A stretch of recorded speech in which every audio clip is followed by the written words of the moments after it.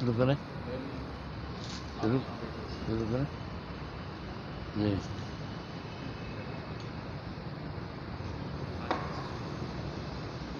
سورہ فاتحہ پڑھ لو نا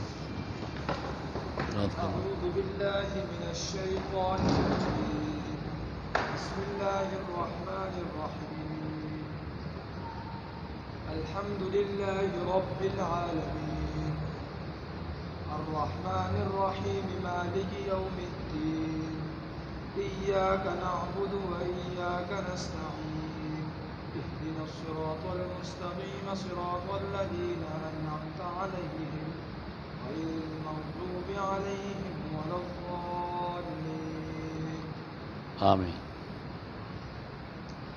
بسم اللہ الرحمن الرحیم رب یسر ولا تعسر پڑھتے جاؤ وتمم بالخیر وبک نستعین یا فتاح. یہ ہر علم کو شروع کرنے سے پہلے یہ دعا ہے علم کے لیے، اے پروردگار اس علم کو آسان فرما اور مشکل نہ فرما اور خیریت کے ساتھ پورا کرنے کی توفیق عطا فرما. اے علم کے دروازوں کو کھول دینے والے، ہم پر علم کے دروازوں کو کھول دے. الحمدللہ یہ قرآن شریف کا جو نام اور مقام اور شان اور مرتبہ وہ بے انتہا بلند ہے، اس لیے نسبت کا درجہ بڑا بلند ہوتا ہے. اس کو نسبت اللہ پاک سے ہے. ہر علم کی ایک نسبت ہے اور قرآن پاک کی نسبت براہ راست اللہ پاک کو جاتی ہے اور اسی سے ہی اس کی نسبت ہے. اور یہ اللہ پاک کا کلام ہے. کلام جو ہوتا ہے دو طرح کا ہوتا ہے. ایک تو کلام نزولی ہے، ایک کلام توقیفی ہے. ایک کلام ایسے جیسے نازل ہوا وہ ترتیب ہے، اور ایک کلام ایسے ہے توقیفی جہاں کہا گیا اللہ نے جبرائیل نے کہا رسول پاک کو، رسول پاک نے کہا صحابہ کو، صحابہ نے اس کو اس ترتیب سے جمع کیا. یہ ترتیب توقیفی کہلاتی ہے. تو قرآن پاک کی جو ترتیب ہمارے درمیان جو قرآن موجود ہے یہ ترتیب توقیفی والا موجود ہے، ترتیب نزولی والا ہمارے پاس موجود نہیں.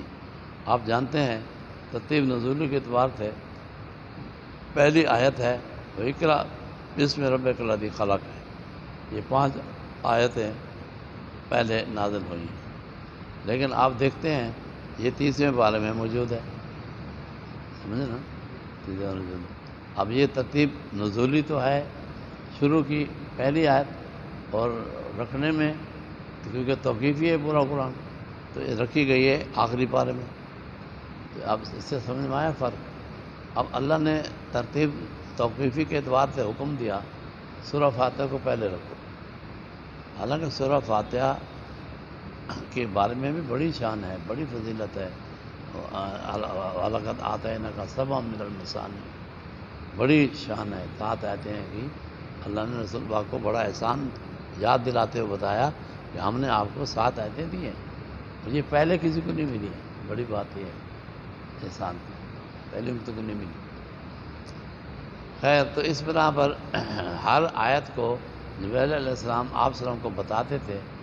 آپ صحابہ کو فرمائیں کہ اس آیت کو فلاں جگہ رکھیں. تو اسی طرح سے آپ صحابہ کرام کو کہتے تھے. جو صحابہ کرام جمع کرنے والے ہیں ان میں امیر معاویہ بھی ہیں، زید بن ثابت بھی ہیں، وحی بن کعب بھی ہیں، دیگر صحابہ بھی ہیں. انہوں نے قرآن کو جمع کیا ہے. مخصوص چند صحابہ قرآن کے جمع کرنے میں آپ کے ساتھ تشریف فرما ہوتے تھے، اور وہ سب جیسے آپ فرماتے فوراً اسی طرح کرتے تھے. تو یہ پورا قرآن 23 سال میں یوں جمع ہوا ترتیب توقیفی کے تحت، اور ترتیب نزولی کے تحت ایسا نہیں ہے. بہت آگے پیچھے آپ جانتے ہیں سارے احکام. تو اب یہ ہے کہ قرآن پاک جو ہے علماء کرام نے اس کو تفسیر کا نام بھی دیا ہے، ترجمے کا نام بھی دیا ہے. وہ اس کی ترجمہ بیان کرتے ہیں، تفسیر بیان کرتے ہیں.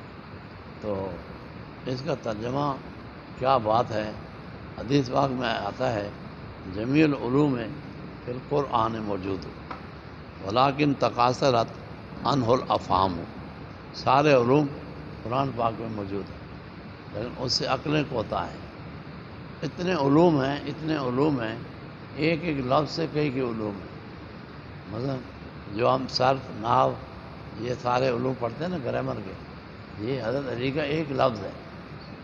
حضرت علی کا ہاں حضرت علی نے فرمایا تھا جو کچھ بولتے ہیں 3 حالتیں خالی نہیں. جو کچھ بولتے ہیں 3 حالتیں خالی نہیں. یا وہ اسم ہوگا جو انسان کے منہ سے نکلا ہے، یا وہ فعل ہوگا جو منہ سے نکلا ہے، یا وہ حرف ہوگا. ان 3 باتوں میں علماء نے کام کیا. الفاظ کے اعتبار سے سرف بن گئی، گرامر کے اعتبار سے نحو بن گئی. پھر یہ دونوں علوم پورے علوم کی ماں اور باپ بن گئے. الصرف ام العلوم ورنہ وہ اس کے بانی نے تو خالی 3 لفظ کہے تھے. حضرت علی نے کیا بتایا تھا صرف و نحو کے بارے میں؟ جو کچھ منہ سے بولتا ہے انسان 3 حالتیں خالی نہیں. یا وہ اسم ہوگا نمبر 1، یا وہ فعل ہوگا نمبر 2، یا وہ حرف ہوگا. یہ کل خلاصہ ہے. اب جو حضرت ابوالحسن دوالی ہیں بڑے تابعی ہیں، لیکن علم میں بڑے ہیں، نسبت میں تابعی نہیں ہو سکے. آپ سے براہ راست شرف ایمان نہیں ملا، لیکن علم میں کمال حاصل کیا صحابہ سے پڑھ کے. تو حضرت علی نے ان کو اپنے بچے حضرت حسن حسین کا استاد بنایا اور فرمایا میرے بچوں کو آپ پڑھائیں، حسن حسین کو تعلیم آپ دیں. تو ابوالحسن دوالی ہیں تابعی اور صحابہ کے استاد بھی ہیں. یہ بھی شان علم کی ہے. شان حضرت نے خود منتخب کیا. ابوالحسن دوالی کو فرمایا دیکھو میں اپنے بیٹے کو پڑھانا چاہتا ہوں آپ سے، آپ پڑھائیں. اور اسی کو یہ 2 لفظ بتا دیے.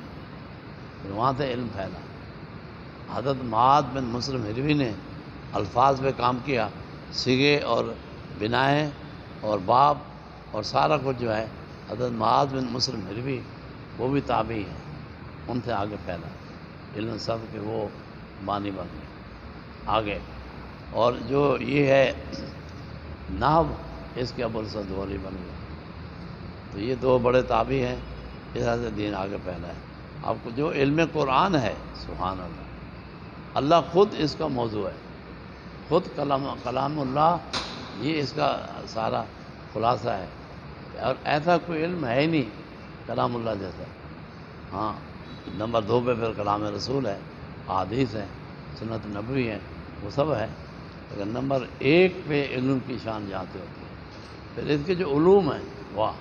ہمارے ایک عالم گزرے ہیں مولانا عبدالعزیز پرہاڑوی، جنہوں نے نبراس شرح عقائد کی شرح لکھی عربی میں، دیوبند میں بھیج دی.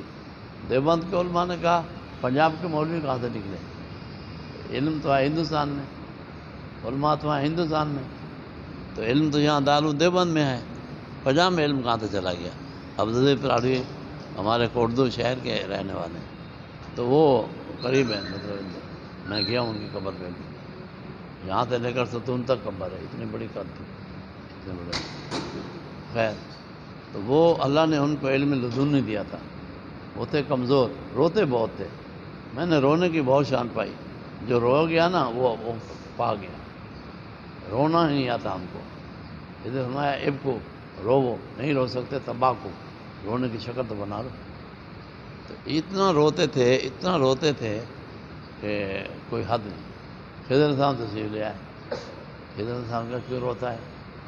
حضرت میں کمزور ہوں، طلبہ اول نمبر آتے ہیں، میں آخری نمبر پہ آتا ہوں، اور مجھے جو ہے پٹائی ہوتی ہے روز، استاد مارتے ہیں. پوری کلاس میں میری پٹائی نمبر 1 ہے، اور طلبہ بڑے قابل ہیں، میں کمزور ہوں. کمزوری کیا ہے تیری؟ پھر مجھے یاد نہیں ہوتا. خضر صاحب کو کہا مولانا عبدالعزیز پرہاڑوی نے، انہوں نے ہاتھ پھیرا، دعا دی. کہتے اب رو مت، اب میں دعا دے کے جا رہا ہوں، سارے علوم تیرے کو عظمت بھولے گا نہیں مجھ سے.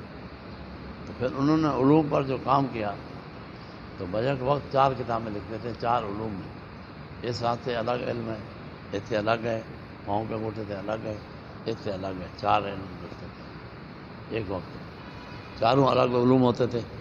فیضان اتنا عجیب تھا تو ہزاروں کتابیں لکھ دی. لوگ بے علم تھے، اس کی کتابیں اٹھا کے وہاں کا نہر ساتھ گزرتی ہے، نہر میں ڈال دی. 6 ماہ پانی کالا رہا. اتنے علوم کا کام کیا. تو وہ 500 علم بتاتے ہیں. کتنے علم بتاتے ہیں؟ ہمیں تو ایک بھی نہیں آتا. قرآن کے 500، حدیث کے 500، ایک کے 500. اب میں نے جب پڑھا اس کی کتاب کوثر النبی ہے نا، اس کتاب کا نام ہے، میں تو حیران ہو گیا 500 کہاں سے آ گئے. حضرت تھانوی صاحب نے لکھا ہے جو قرآن پاک کی تفسیر پڑھائے اس کو 15 علم آنے چاہیے. 15 علم جس کو نہیں آتے وہ تفسیر یا ترجمہ کرے وہ زیادتی کرتا ہے. اس لیے اکثر علماء کی تفسیر پر جو اشکالات ہیں اس کی وجہ یہ ہے ان کے پاس 15 علوم نہیں ہیں. خان صاحب نے یہ لکھے ہیں. تو اب وہ 15 علوم تو نہیں ہے، ترجمہ تفسیر پڑھ کے قرآن کی لکھ دیا، کتاب لکھ دی، وسائل ہیں وہ مفسر آ گئے، بہت گڑبڑ ہوا دین میں، بہت نقصان کر رہے. تو وہ کہتے ہیں کم از کم 15 علوم ہوں وہ قرآن شریف کو لے کے چلے. تو لوگوں کے پاس 5 بھی نہیں ہیں وہ تفسیر لکھ رہے ہیں. سندھ میں گیا ایک جگہ ایک مدرسہ چیک کرنا تھا، مفتی احمد رحمان والوں نے بھیجا کہ آپ جاؤ چیک کر کے آؤ. وہاں رات ہو گئی، میں ٹھہرا، فجر کی نماز میں گیا، مؤذن صاحب بخاری کی شرح لکھ رہے ہیں. مؤذن صاحب میں نے پوچھا آپ کیا کر رہے ہو؟ وہ لکھ رہا تھا. میں بخاری کی شرح لکھ رہا ہوں. مؤذن جٹ اذان پڑھنے والا. اب میں نے کہا حیران ہوا میں تو میں نے کہا یہ جاہل کا بچہ تو بخاری کی شرح لکھ رہا ہے؟ ہاں بڑا کام کر رہا ہوں. پتہ چلے گا آپ کو میری شرح بخاری کی آئے گی. پڑھا کہاں ہے؟ پڑھا تو خاص نہیں ہے، تھوڑا بہت شرح بخاری لکھ رہا. اب میں حیران، میں نے وہاں نماز پڑھی، میں نے پوچھا حضرت یہ کیا کر رہے ہو؟ کہ بخاری کی شرح لکھ رہا ہوں. یہ حالت یہ ہوگی. تو بہرحال اللہ نے ان کو علم دیے تو انہوں نے لکھے ہیں بہت. امریکہ کی ترقی کے رات بھی مولانا عبد العزیز براڑوی ہے، وہ اس کی کتابیں وہاں پہنچ گئی ہیں. افلاق پر لکھی ہیں اس نے، ہر علم پہ لکھا ہے نا، بہت دیا اللہ نے علم. تو امریکہ کے بعد ساری کتابیں عبد العزیز براڑوی کی ہیں. جیسے جہاز بنایا تھا، بم بنایا اس نے، جیسے بہت کچھ بنایا. ایسا اللہ نے علم دیا تھا اس کو، ہر علم میں کمال رکھتے تھے. ایک دو تو ہے نہیں، 500 جو علم میں آ گئے اور بندہ حیران ہوتا ہے. تو خیر قرآن پاک کے علوم میں تو واضح ہے 500 ہزاروں لاکھوں علوم قرآن میں ہیں. جو بھی دنیا ترقی کرتی ہے قرآن سے کرتی ہے. آپ سمجھنے کی کوشش کریں. یہ اصحاب فیل کو جو مارا ہے تو ایٹم بم وہاں سے نکلے ہیں. تو ایک فارمولہ بنا کہ پرندوں کے چونچ میں کنکریاں تھیں اور پنجے میں تھیں، وہ ہاتھی کو مارا ہے، وہ بندے مارے ہیں، 3 ایک نے مارے ہیں. تو اس سے ایک فارمولہ نکلا کہ چھوٹی شے سے بڑی شے کو مارنا آسان ہے. اس سے پھر ایٹم بم بنا کہ اس فارمولے سے پہلے ایک فارمولہ نکلتا ہے، پھر اس پہ کام ہوتا ہے، پھر نظام ہوتا ہے. تو اس نے کہا بھی یہ تو بڑی چیز ہے، قرآن شریف کہہ رہا ہے اور یہ واقعہ حقیقی ہے. ابرہ لشکر کو مارا گیا تھا. اچھا دوسری بات یہ بائی نیم تھے، کروز مزائل وغیرہ نا بائی نیم ہوتے ہیں، تو وہی وہیں سے نکلا ہے، بائی نیم تھے. آخر میں جس پرندے کے دل میں ابرہ کو مارنا تھا تو ابرہ بھاگ گیا تھا حبشہ میں، پرندہ بھی پیچھے حبشہ گیا تھا. تو ابرہ نے جا کر اپنے بادشاہ کو کہا تو بادشاہ نے ڈانٹ پلائی، جھوٹ بولتا ہے، کیسا ممکن ہے کہ پرندہ مارے ہاتھی، کیسا ممکن ہے کہ وہ بھی بھوسا بنا دے. یہ نہیں، آپس میں ان کی تکرار ہو رہی تھی. وہ پرندہ اس کے سامنے پہنچ گیا حبشہ میں. یہ بائی نیم تھا، یہ نہیں اتنی دور تک بھی جا سکتا ہے نظام، بھوسے سے نکالا انہوں نے. تو اس نے بادشاہ کے سامنے ابرہ کو مارا تھا. وہ جو مارا اوپر سے کنکر مجھے ریزہ ہو گیا. بادشاہ نے کہا واقعی یہ تو کوئی عجیب شے ہے. امریکہ کے پینٹاگون میں تفسیر بھی موجود ہے، قرآن بھی موجود ہے، حدیث بھی موجود ہے، سارے سائنس بھی موجود ہے، ساری دنیا کا نظام موجود ہے پینٹاگون میں. اسی سے محنت کر کے یہ علوم بہت نئے نئے چیزیں لا رہے ہیں. تو وہ کروز مسائل کا جو نظام تعین ہے اور مکہ سے حبشہ پہنچنا، حبشہ تک جا کے اسی کو مارنا، متعین تھا اس کا نام، اس نے اسی متعین کام کر کے دکھایا. تو اب ان کی بات ہی متعین ہوتا ہے. وہ اگر آدمی پانی میں بھی چلا جائے نا تو وہ اوپر گھومتا رہتا ہے، جیسے سر اٹھائے گا لگا دے گا. وہ اسی نظام سے اخذ کیا. ایسے بہت سارے نظام ہیں. اب قرآن شریف میں ادھر بہار و سجرات جب دریاؤں کو آگ لگائیں گے تو اب اس پہ محنت شروع ہو گئی کہ کوئی مادہ ہے جو پانی قبول کرتا ہے، آگ قبول کرتا ہے، اور تو اس میں کوئی چیز ہے تو پانی پہ محنت کرو.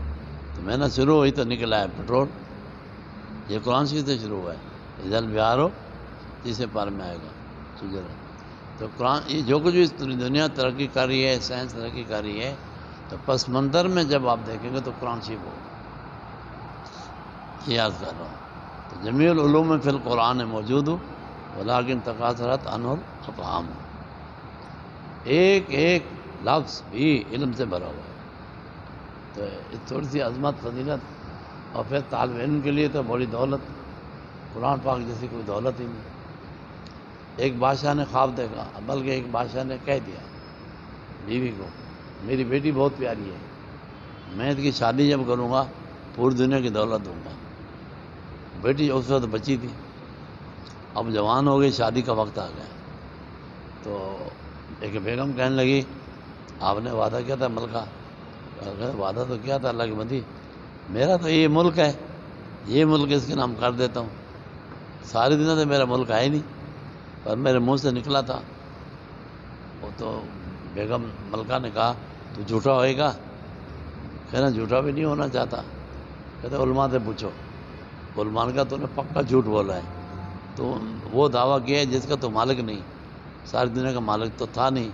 کہہ دیا کہ پوری دنیا دوں گا، جھوٹ بولا ہے. علماء دو قسم ہوتے ہیں، علماء ظاہر، علماء باطن.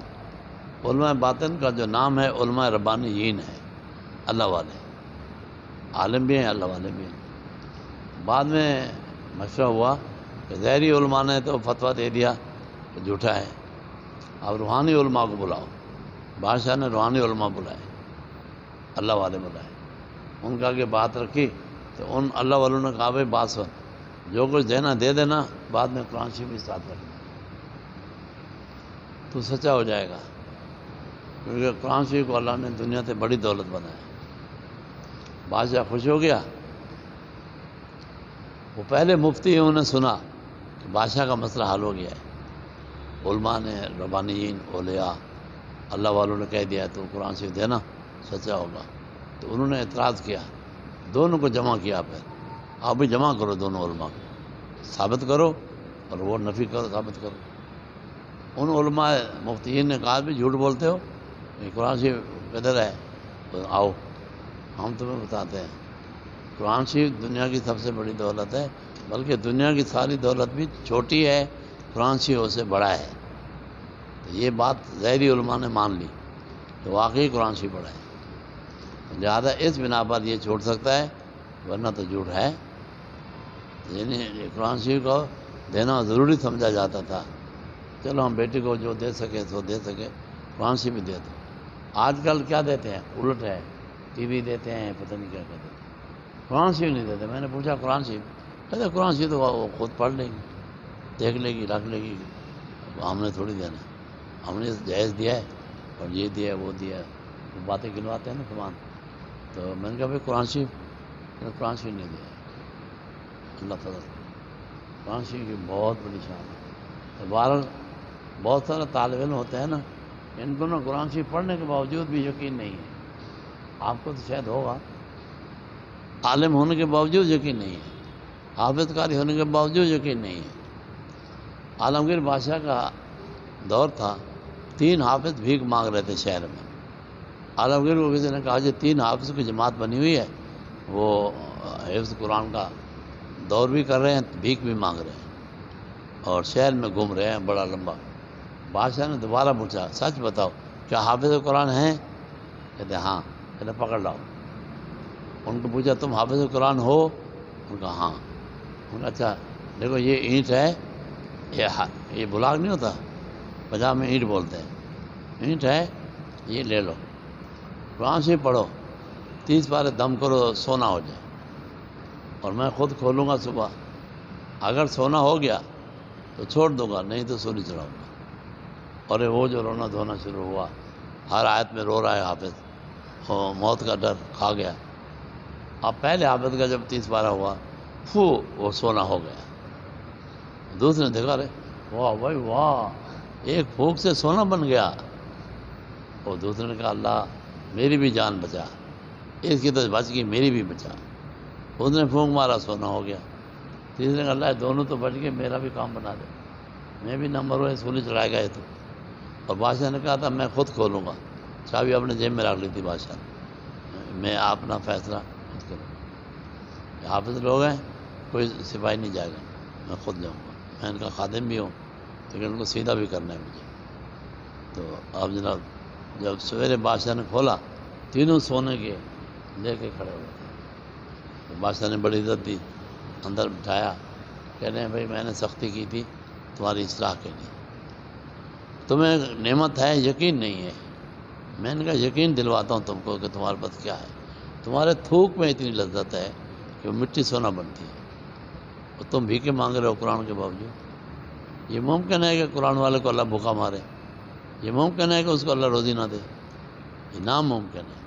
دیکھو ہم تو محتاج ہیں، ہمارے سے کچھ نہیں ہوتا ہے، تم نہیں ہو، لیکن تمہارے دل میں اس کی عظمت نہیں ہے قرآن کی، اس لیے اب جاؤ، جو کچھ دیا بادشاہ نے، آئندہ بھیک نہ مانگو، قرآن کی توہین ہوتی ہے۔ صاحب قرآن بھیکے مانگ رہا ہے، ارے تیرے تھوک میں بھی سونا بنتا ہے، تو خدا کا یقین تو لا، اس عظمت والی کلام کی شان کو تو دل میں لا، پھر دیکھ ہوتا کیا ہے۔ تو بہرحال یہ اللہ ہم سب کو دے، تو اس کے لیے دل لگا کے پڑھو، راضی نہیں کرو، مکمل پڑھو، پابندی کرو، اللہ ہم سب کو قبول فرمائے۔ اب دیکھو سورہ فاتحہ، بسم اللہ، اب پیران پیر کے بیٹے ہیں مولانا عبد الکریم شارستانی، انہوں نے بسم اللہ پہ 17 جلدیں لکھی ہیں۔ کتنی جلدی لکھی ہیں؟ بسم اللہ الرحمن الرحیم، 17 جلدیں ہیں بسم اللہ کی تفسیر میں۔ تو علم تو اتنے ہیں جو ہم اور آپ بہت پیچھے ہیں، شکر ہے اللہ پاک کا، من یرید اللہ بہ خیرا، من یرید اللہ بہ خیرا یفقہہ فی الدین، جیسے اللہ خیر کا ارادہ کرتا ہے دین کے سمجھ جاتا ہے۔ اور دوسری بات یہ ابھی میں نے پڑھی ہے، تھانوی صاحب کہتے ہیں طالب علم علم نہیں ہوتا، طالب علم بل عمل ہوتا ہے۔ پہلے جتنے بزرگوں نے پڑھا ہے عمل کیا ہے، کوئی حضرت احمد عمل کا تو آپ کو پتہ ہے ہمیشہ ہر حدیث پہ عمل کیا۔ احمد کی عید حدیث جب آئی، شہر میں نظام نہیں تھا، 3 دن جنگل پھرتے رہے، 3 دن بعد حجامت مل گیا، پھر آگے پڑھنے۔ استاد نے کہا جب سے تو داخل ہوا تیرے کوئی غرضی نہیں ہے، اس نے کہا استاد جی میں نے یہ بھی کام کیا ہے، جب سے پڑھا ہے عمل کیا ہے، ایک حدیث ایک آیت میں نے ایسی نہیں پڑھی جیسے میرا عمل نہ ہو۔ یہ حدیث جو آئی تھی، اب میں شہر میں گیا مجھے کوئی نہیں ملا، پھر دیہات میں گیا 1 دن 2 دن نہیں ملا، آج مل گئے لگوا کے آ گیا ہوں، آگے پڑھوں گا میں۔ احمد حنبل نے ایک سبق بھی ایسا نہیں پڑھا ہے جو عمل نہ ہو۔ تو امام احمد حنبل کیا، سارے علماء پہلے ایسے تھے، جو پڑھتے عمل کرتے پھر آگے بڑھتے پڑھتے ہیں۔ اس لیے حضرت ثانی نے لکھا ہے کہ پہلے نام تھا طالب العلم والعمل، پھر مختصر کر لیا، علم رکھ دیا۔ اور حضرت ہمارے جو ہے نا وہ سبحان اللہ، وہ تو 5 نام رکھتے ہیں، طالب العلم والعمل بالاخلاص برضا الہی ما خوف الخدا۔ طالب علم وہ ہوتا ہے عمل بھی کرتا ہے، اور وہ تو کہتے ہیں عمل روح ہے علم کی، اگر علم میں روح، عمل نہیں ہے بے جان علم ہے، مردہ لیے پھر رہا ہے، مولانا مردہ علم کے آ گیا عمل۔ حضرت فرماتے ہیں پھر علم کا عمل تو جسم بن جاتا ہے، آگے اس کی روح اخلاص بنتی ہے۔ اگر عمل میں اخلاص شامل ہو گیا، اخلاص کے ساتھ عمل جاندار ہو گیا، ورنہ عمل مردہ ہے۔ پھر حضرت فرماتے ہیں کہ اخلاص بھی ایک جسم ہے، اس کی روح اللہ کی رضا ہے، اور وہ داخل ہو گئی اخلاص میں تو اخلاص جاندار ہو جائے گا، ورنہ اخلاص مردہ ہے، برائے ناز تو ہے، برائے اللہ نہیں ہے۔ پھر حضرت فرماتے ہیں اس کی آگے روح خوف خدا، وہ داخل ہو گئی تو علم، عمل، اخلاص، رضا، بے خوف خدا قیمتی ہو جائے گا۔ اس کی آیت پڑھتے تھے انما یخشی اللہ من عبادہ العلماء، تو پہلی صفت علماء، پہ دوسری عمل، تیسری اخلاص، چوتھی رضا الہی، 5ویں خوف خدا۔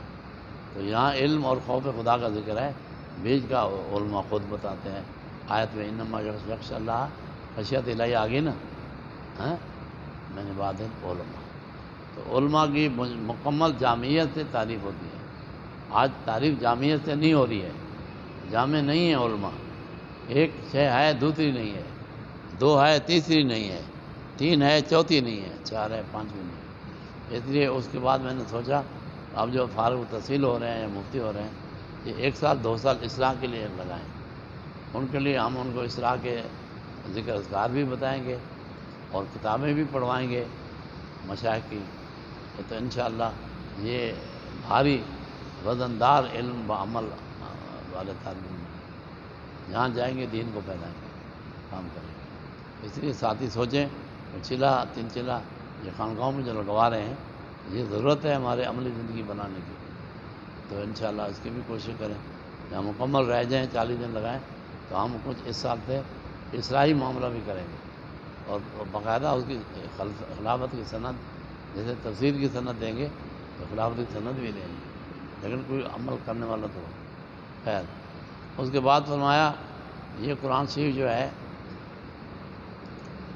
اس کے اندر توحید، رسالت، قیامت اور ماقبل یعنی آپ سے پہلے کے حالات، آپ کے بعد جو نظام آنے والا ہے اس کے حالات، واقعات اور جو حلال حرام، جو انفرادی اجتماعی نظام ہے، سب کا تھب حکمرانی اور عوامی اجتماعی انفرادی پورا نظام قرآن میں موجود ہے. اب سورہ فاتحہ جو ہے یہ پورے قرآن کا خلاصہ ہے اور اس کا خلاصہ ایاک نعبد و ایاک نستعین، 2 ہی باتیں ہیں، ایک بندے کی ایک رب کی.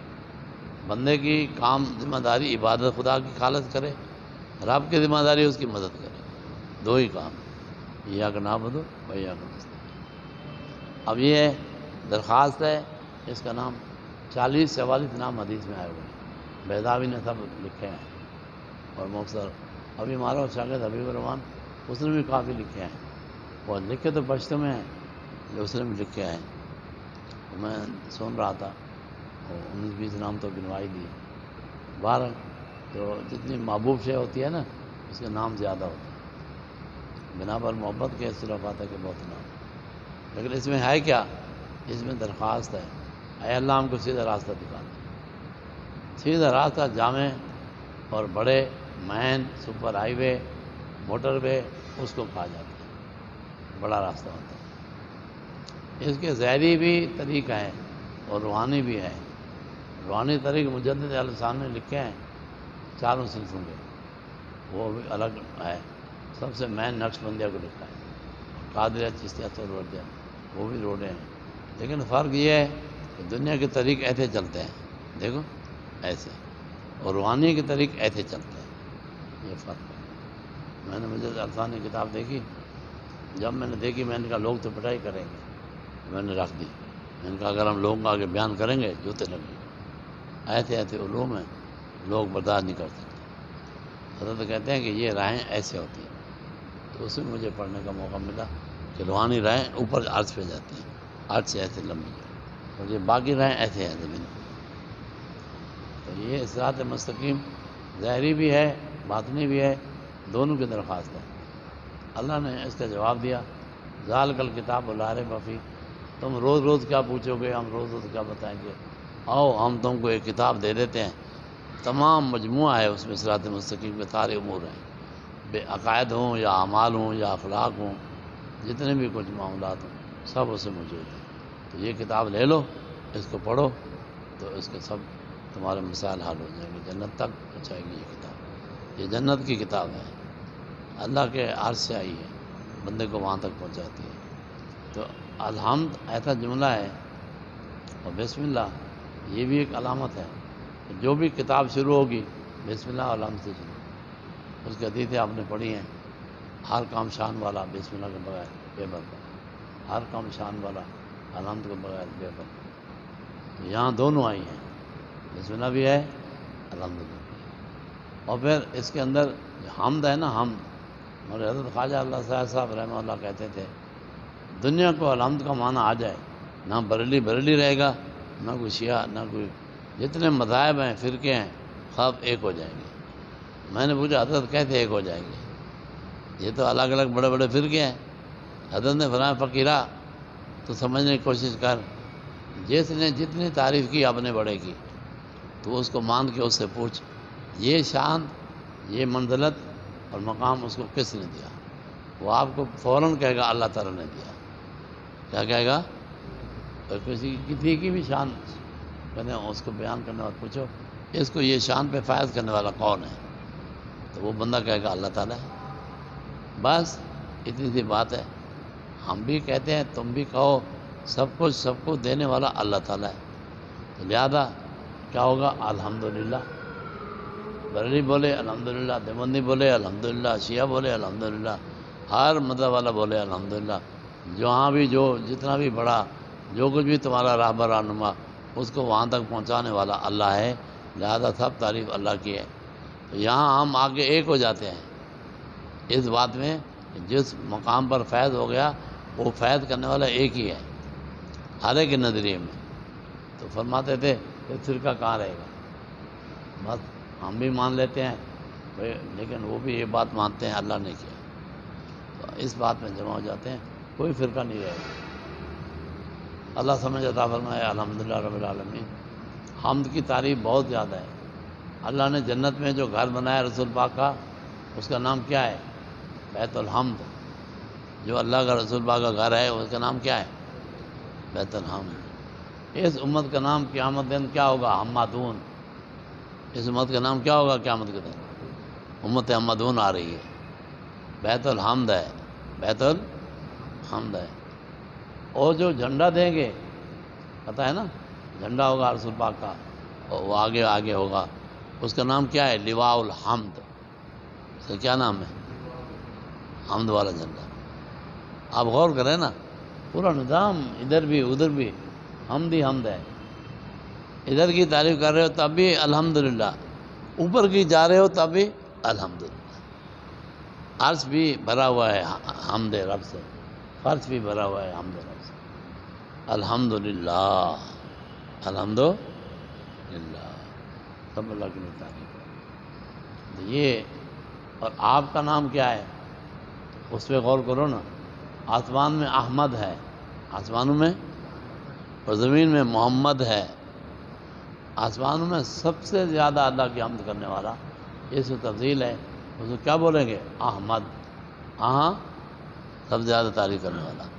اور زمین میں آپ کی تعریف کی گئی ہے، ہم آپ کے اوپر درود پاٹ رہے ہیں، ہر ایک آپ کی تعریف کر رہا ہے تو درود بھیج رہا ہے، تو زمین میں کیا بنے گے؟ محمد، تعریف کیا ہوا۔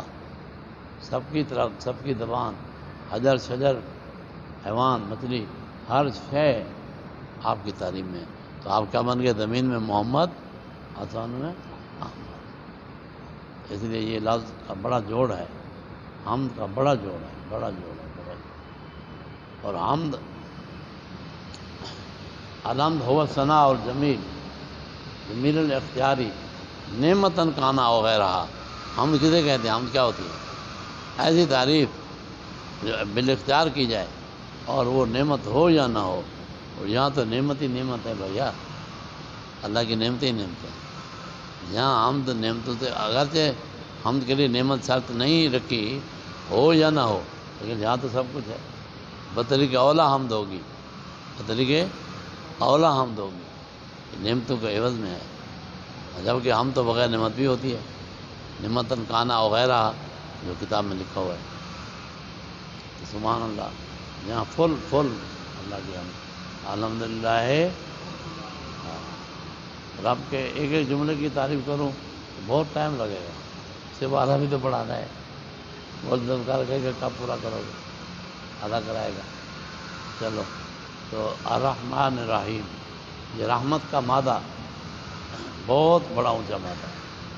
اللہ نے کہہ دیا ان رحمت ہی واسعت کل شے، میری رحمت ہر شے سے اوپر ہے، ہر شے۔ اس لیے سب جتنے گناہ ہیں مخلوق کے، ان اللہ یغفر الذنوب جميعا، سارے گناہ بخشے، سارے۔ تفصیل زیادہ نہیں کر سکتے، تو سب کچھ اس کو گھیرے ہوئے ہے رحمت حاصل۔ مالک یوم الدین، یہ ہر لفظ کا جواب ہے۔ الحمدللہ رب العالمین جب ہم پڑھتے ہیں تو اللہ کہتا ہے حمدانی عبدی، اللہ کیا کہتا ہے؟ میرے بندے نے میری حمد کی ہے، سبحان اللہ۔ تو اب اس کے بعد آتا ہے الرحمن الرحیم، ہاں جی، مجدنی عبدی۔ اب مالک یوم الدین، یہ قیامت کے دن کا عقیدہ کرایا۔ مالک ہے، قاضی نہیں اللہ تعالیٰ۔ مالک اور قاضی کا فرق ہوتا ہے۔ کیا فرق ہوتا ہے مالک اور قاضی میں؟ مالک باوجود قانون کے بخش سکتا ہے، قاضی قانون کے خلاف نہیں کر سکتا۔ مفتی ہو یا قاضی ہو، یہ قانون اور قواعد کے پابند ہوتے ہیں، چاہے باپ بھی کیوں نہ ہو، اس کے حق میں نہیں جائیں گے، قانون کے مطابق بتائیں گے۔ مالک کو حق ہے، وہ مالک ہے، جس کو چاہے چھوڑ دے باوجود سزا ہے۔ قاضی نہیں چھوڑ سکتا، قاضی کو حکم پورا کرنا ہوتا ہے۔ مالک پورا بااختیار ہے، اور رعایت کر دے پکڑ لے، چھوڑ دے۔ تو اس لیے اس کی تفصیل تو بہت ہے۔ تو ایاک نعبد و ایاک نستعین، ہم خاص تیری بات کرتے ہیں۔ یہ وفائے عہد جو الست بربکم ہوا تھا، اس کا تذکرہ ہے کہ بندہ اپنا وعدہ پورا کرے۔ اس نے کہا تھا، جب اللہ نے کہا تھا الست بربکم قالوا بلا، تو قالوا بلا کا تقاضا ہے ایاک نعبد، اس کی بات کرو۔ بلا کیا ہے، ہاں کیا ہے تو ہاں پورا کرو۔ نستعین، ہم تو اس سے مانگتے ہیں، جو چاہے دینے والا تو ہے، ہم مانگتے ہیں تیرے، ہر حاجت روا تو، مشکل کشا تو، سب کچھ تو۔ اب درخواست پیش کرو بھائی، درخواست کے آداب سکھائے۔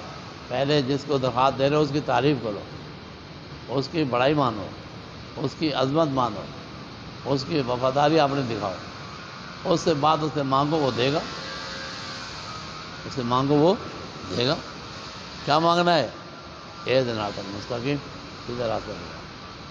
سیدھے راستے کی بڑی تفصیلات ہیں، ادھر بھی راستہ ہے ادھر بھی راستہ ہے، ایک بیچ میں بڑا راستہ ہے۔ بیچ میں بڑا راستہ ہوتا ہے اس کو سیدھا راستہ کہتے ہیں۔ ادھر ادھر چھوٹے ہوتے ہیں، وہ سیدھے راستے نکل آتے ہیں۔ وہ سروس روڈ تو ہوتی ہے، آپ جانتے ہیں سروس روڈ، لیکن وہ مین روڈ نہیں ہوتی۔ سیدھا راستہ مین روڈ، جس کی انتہا جنت ہے، ابتدا بھی جنت ہے، تو وہ راستہ ہے۔ وہ کس کا ہے؟ اولئک الذین انعم اللہ علیہم من النبیین، سب سے پہلے اس کے مصداق نبی ہیں، اور صدیقین، دوسرے نمبر صدیق ہے، اور شہداء، دوسرے شہداء، اور صالحین، دوسرے صالحین۔ یہ صراط المستقیم کے مصداق بتائے جا رہے ہیں۔ یہ بھی قرآن میں آئے، القرآن یفسر بعضہ بعضا، قرآن بعض کی تفسیر خود کرتا ہے۔ یہ جگہ اجمال ہے، دوسری جگہ تفصیل ہے، یہاں اجمال ہے اور جگہ تفصیل ہے۔ تو وحسن اولئک رفیقا، اب جو سیدھے راستے پہ چل گئے، ہم کو انہیں پہ چلا، اور جو نہیں چلے ہیں، وہ یہود نصارہ مشرکین، ان پہ ہم کو نہ چلا۔ ان کا ذکر کر کے سب غیر صراط کی نفی آ جائے گی۔ بظاہر اگرچہ یہود نصارہ ہیں، لیکن مشرکین کفار سارے باطل شامل ہیں۔ وہ ہر باطل کے راستے پہ ہمیں نہ چلا، حق والے، انبیاء والے، صدیقین والا، شہداء والا، صالحین والا پہ چلا۔ یہ دعا ہو گئی ہے پوری، ہاں جی، آمین، اے اللہ اس کو قبول کر۔ تو وہ غیر مغضوب سے وہ کہتے ہیں علماء، یہود مظاہر ہے، مراد ہے یہود، ظالم سے بظاہر نصارہ مراد ہے، سب کے ہوتے ہیں۔ اب جواب آ گیا سوال کا، سوال تھا صراط المستقیم پر چلاؤ، زبانی باتیں بھول جاتی ہیں، لیکن کتاب مستقل ہو نا تو آدمی کھول کے پھر دیکھ لیتا ہے، بڑا کام آتا ہے کتاب سے۔ تو اللہ نے کہا میں اس کام کے لیے تمہیں مستقل کتاب ضابطہ حیات دے رہا ہوں، ذالک الکتاب لا ریب فیہ۔ الف لام میم کے جو مطلب ہیں وہ آپ جانتے ہیں، پہلے تو علماء یہی کہتے تھے، واللہ عالم پہ مراد ہے، اللہ جانتا ہے اس کے بارے میں۔ اسلام کا کیا سمجھا رہا ہے، یاد بھی رکھا کرو، اس کی اللہ نے کتاب دے دی پکی۔ آج کل دنیا میں کتنی مشینیں ایجاد ہو رہی ہیں، ایک کتابچہ ضرور ساتھ ہوتا ہے۔ وہ کہتے ہیں ہماری ڈگری سند جب ہے جب کتاب کے مطابق عمل کرو گے، نہیں کرو گے کوئی سند نہیں۔ تو اس کتاب کے عمل کا تقاضا ہے۔ اچھا آپ دیکھیے، تفصیل سے بچ رہا ہوں اور ضروری بات کہہ رہا ہوں۔ اب یہ الف لام میم، پہلے یہ کہتے تھے واللہ عالم بمرادہ، پھر سوال ہو گیا کیسا قرآن ہے، کیسے مسلمان ہیں، ان کو آپ نے قرآن کا معنی ہی پتہ نہیں ہے، حروف مقطعات کا مطلب نہیں جانتے۔ تو پھر